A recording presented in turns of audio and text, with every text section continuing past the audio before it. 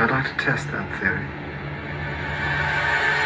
Stay tuned for tonight's adventure with the Fat Man. Okay, here we go. Good morning, good afternoon, good evening, whatever time of day it is. I hope it's good to be where you are, because I'm really excited to be here today. My name is Baltimore Fats, and I'm striking while the iron is hot. Yeah! All right, have fun with this one, guys. All right, so picking up where we left off, John Giles has just purchased Whetstone Point from Finn Carroll for £5 sterling. And along with his new neighbor, John Mole, they have successfully petitioned the bigwigs to move Baltimore town off the peninsula to the inner harbor. And John Mole is the man responsible for the first pencil sketch of Baltimore town, this allegedly being a view from the top of Federal Hill across the inner harbor. But regardless of that, their stranglehold on the peninsula is so strong that it remains undeveloped for almost 100 years. And this is a digital recreation of what the city looked like in 1815. So after the War of 1812, right? And so this is from the north looking south. So you just sort of flip my map upside down. And so this is some 75 years after Giles and Mole have purchased most of the peninsula, right? You can see how undeveloped it is. And that's just the way the two Johns like it, because the two Johns have found something very valuable on Whetstone Point. Gold! Oh no, right? It isn't gold. What they found is iron. Immediately following this transaction, massive iron ore deposits were confirmed on the point. How convenient! And Giles is quick to sell a bunch of land and further mining rights to the Principio Iron Company in 1727. So just 2 years after he purchases from Finn Carroll. And he turns a nifty 300-pound profit, which, remember, could equal $7.5 million today, given the fucked up value system of the pound a couple hundred years ago, right? It's good to see that all of that watching paid off for Giles, right? And as fun as this whole iron ore story is, the cherry on top of this part of the story is that the land where Fort McHenry stands today was once the site of extensive open-pit iron mining. What? Yup. Wait a minute, are you kidding me? But according to Googly, it's so. But nowhere else in the mainstream narrative did I read anything about Fort McHenry being where an open-pit iron mine was. It's not in Fort McHenry's Wikipedia page. It's not even on their official government page. It's not even in this history written as a thesis for entry into an engineering fraternity. He doesn't mention Principio in this at all. So what do you mean there was an open pit iron ore mine where Fort McHenry stands today? And how interesting is it that there's this alleged iron ore mine on the same spot that points to an Iron Age structure, while I'm also speculating about an ancient origin, possibly even Iron Age origin, for Baltimore. And not only that, wouldn't you know it, in the 1700s, Maryland's pig iron was considered among the highest quality raw iron in the Atlantic world. And I think this is sort of curious phrasing from Googly, in the Atlantic world. But having the best iron come from Baltimore is just like having the best brick come out of Baltimore too, right? Because remember, the barrister had the best brick-making mud on his Mount Clair estate. There must be something about the ground in Baltimore, I guess, right? But now, in light of this iron ore business, the story of Whetstone Point and all of these land transactions bear closer scrutiny because I find it hard to believe that Charlie Gorsuch would just let this land drop, or that Finn Carroll would let it go for a measly £5 to Giles, when there was iron ore enough on the peninsula to keep the Principio Iron Company in business for 53 years. And so there's just no way that Finn Carroll or Charlie Gorsuch didn't know that there was iron ore on Whetstone Point, because Cornelius Captain John Smith knew there was iron ore on the peninsula. He observes the hallmarks of iron ore as he sails up and down the Patapsco, which he actually calls the bolus because of its red iron-rich clay. And it even says here that his descriptions prompt colonial mining in the area. How did Charlie Gorsuch miss this when one of the conditions of his land patent was that he had to have the land surveyed. And so, was it ignorance or malfeasance on the surveyor's part that he didn't let Charlie know about the iron ore? Or, if Charlie did know about the iron ore, did he just have it so good in 1661 colonial Maryland that he just didn't need the hassle of iron mining or even this amazing beachfront property? Is that why he just abandons this property? I just find it impossible to believe that he didn't know what was on Whetstone Point. Just as I find it impossible to believe that Finn Carroll wasn't aware of whatever was on Whetstone Point when he secures his own patent for it in 1702 for shillings on the pound. And Finn Carroll isn't fooling around. He recognizes the potential of this sweet location right away and petitions the bigwigs to make his little peninsula the official port of entry for the province. This is huge for Finn. His little port on Whetstone Point becomes the custom house for merchants dealing tobacco with England. And dealing tobacco is the biggest business going in Maryland at the time. And, of course, we all know what tobacco is in Mud City.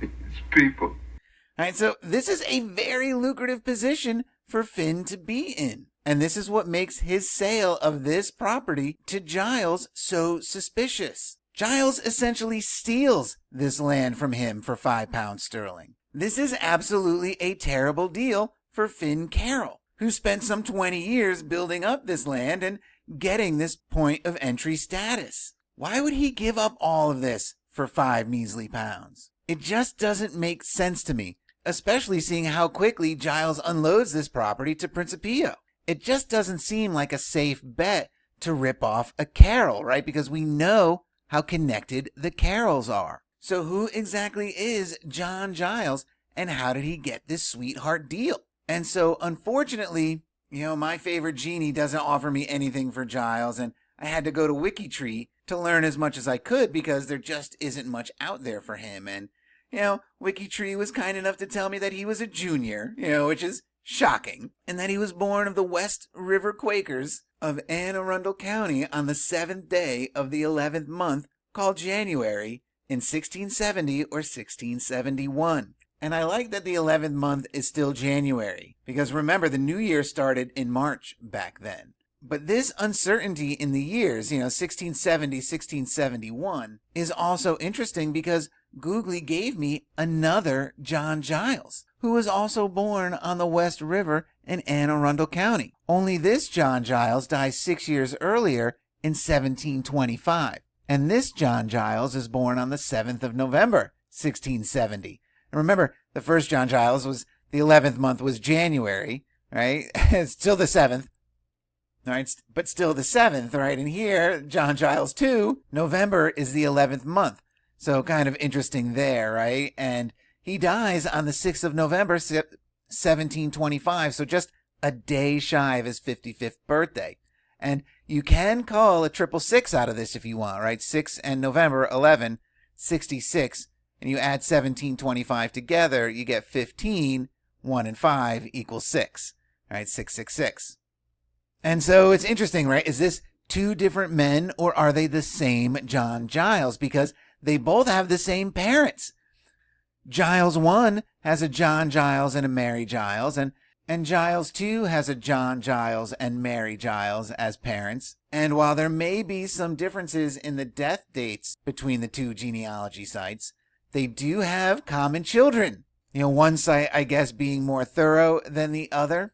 But it is now clear that these two Gileses are supposed to be the same person. And so now I have to ask, which genealogy is getting this information wrong? Because if it's Giles 2, it would be impossible for him to sell anything to Principio in 1727 if he's been dead for 2 years. It's these types of errors in the narrative that allow a false paradigm speculator like myself to have a field day with the history. And unfortunately, the gatekeepers dead end John Giles' story after only 2 generations. But the name traces its origins back to the Norman invasion, and one of the earliest mentions on record of the name Giles is in Lincolnshire, where I'm sure they were knighting it up with the Disneys, right? Of course, the Gileses are from Disneyland. But this is digressing, right? Could the law firm of Gorsuch, Carroll, and Giles be hiding something behind these abandonments and cheap land deals,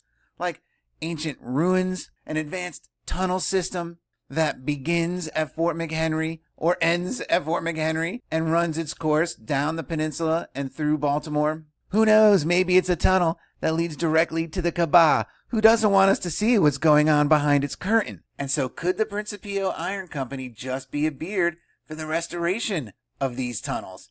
Who knows? And even if the Principio is a straight-up iron mining concern, that this part of the story of Fort McHenry is underrepresented, makes me want to know more about Principio, who apparently ran an extensive iron mining business out of Maryland, supplying roughly half of all the pig iron exported from the colonies to Great Britain. Half. And of course, this pig iron was the finest pig iron known to man.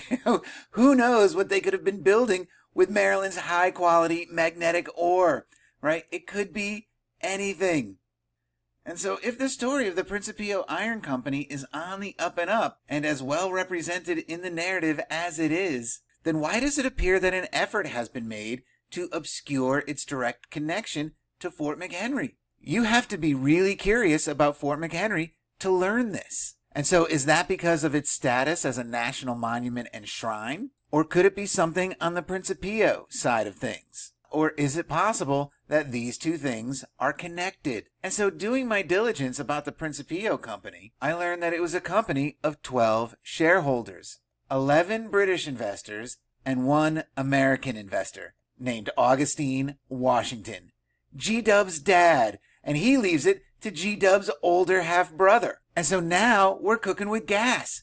And so maybe they play down the Washington, Fort McHenry, Principio connection because it just isn't a good look to have your national shrine and your chosen figurehead be connected to British profiteering that potentially went on well past the signing of the Declaration of Independence. Just how much did the Washingtons profit off the British during the Revolutionary War, while Junior was allegedly out there kicking Britain's ass? Again, none of this is secret information, but you have to put it together yourself. And all this does is feed into the Mud City paradigm that there was some sort of collusion going on between the American founding fathers and the Crown, and that the Revolutionary War was staged somehow. This information does nothing to dissuade that. All right, so I'm going to wrap this one up here, but I am going to slap a giant Cornelius Captain John Smith-sized cherry on top of this episode and talk a little bit about his map. All right, so the narrative has it that he left Jamestown in the search of food and other supplies for the colony. And that may be true, but given his life experiences and his hired gun reputation, it seems more likely to me that he went out scouting for exploitable resources and to start relations with the locals. And he could be looking for the ruins of whatever culture was there before it got wiped out for whatever reason, right? But regardless, right, he goes out exploring, and this map is the result. All right, so here's the map on the Library of Congress website, right, so we can zoom around a little bit. And so the story of this map and John Smith's expedition up to Chesapeake really, is a whole video, a whole series all its own. So I'm going to try to be quick with this, just make a few observations. The first observation I'd like to make is that this map is presented as if you were approaching Virginia or the Chesapeake Bay from the south going north. And so just to demonstrate that on Google Earth, the area he's mapping is this coastline here. Right? This is the Chesapeake. And so this is what the map is representing. It's this area going all around in here.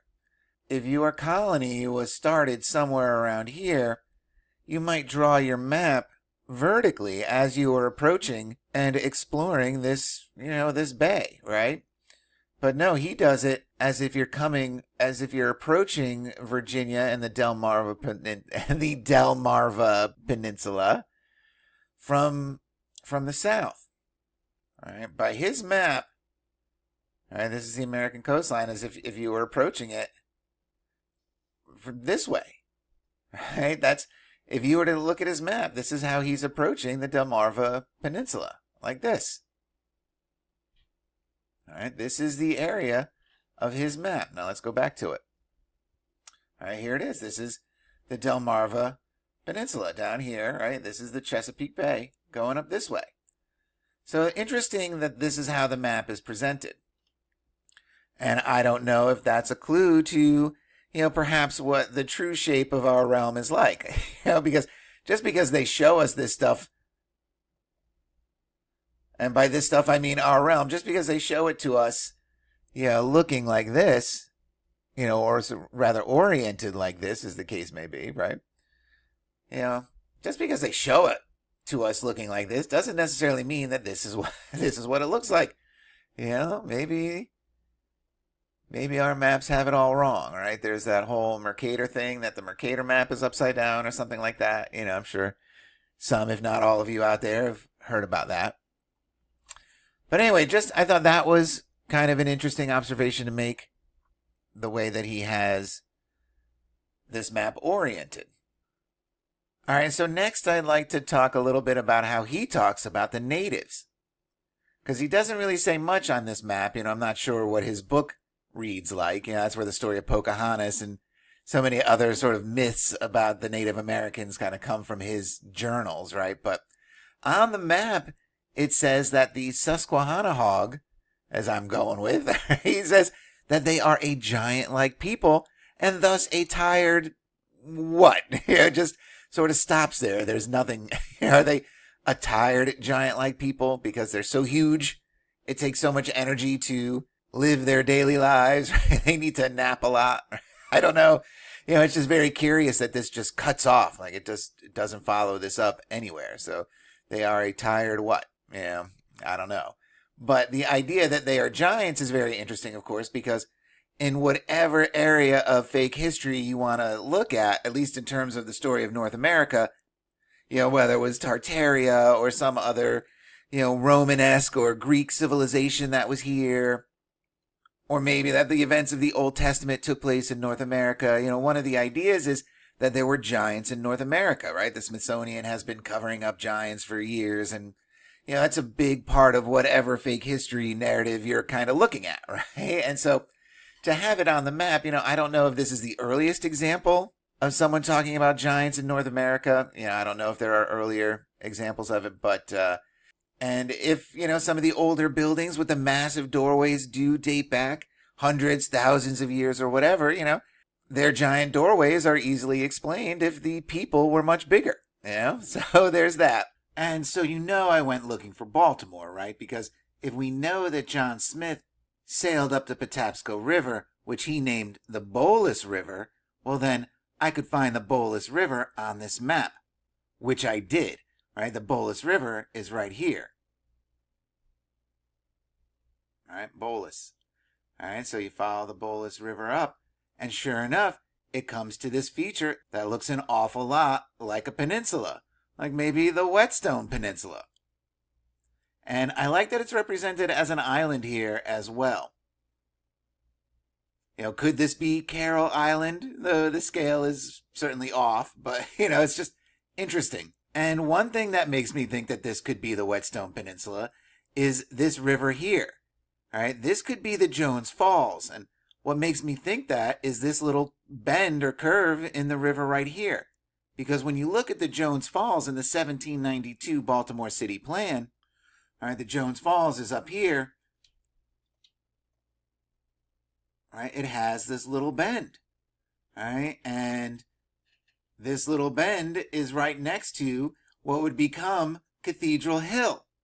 Right, here's that bend. All right, and here's Cathedral Hill. Right, here's the Basilica. Here's the Unitarian Church. We got the Peabody Institute up here, and our friend Baal, or whoever he is, the satyr, right? He's hanging out over here. And so this is just incredible to me, right? Because if this bend is this bend, well, then that would make this Cathedral Hill and this Mount Vernon. And of course, it has a cross on it. And the crosses are mentioned in the legend. And so it says that to the crosses hath been discovered what beyond is by relation. So that means that somebody, maybe John Smith, actually got out of the boat and ventured out at least as far as Mount Vernon. if if this little speculation holds true. And I just think it's amazing that Mount Vernon would have this, essentially a cross on top of it. So I don't know, could John Smith have discovered the ancient ruins of what is today the Basilica and the Unitarian Church and so forth as far back as 1609? It's just unbelievable to me. And so, all right, I'm going to close this one out here. Be sure to stay tuned for the next iron smelting episode. And remember, guys, just because you don't know the truth doesn't mean you can't have fun with the lies, right? So until the next one, cheers.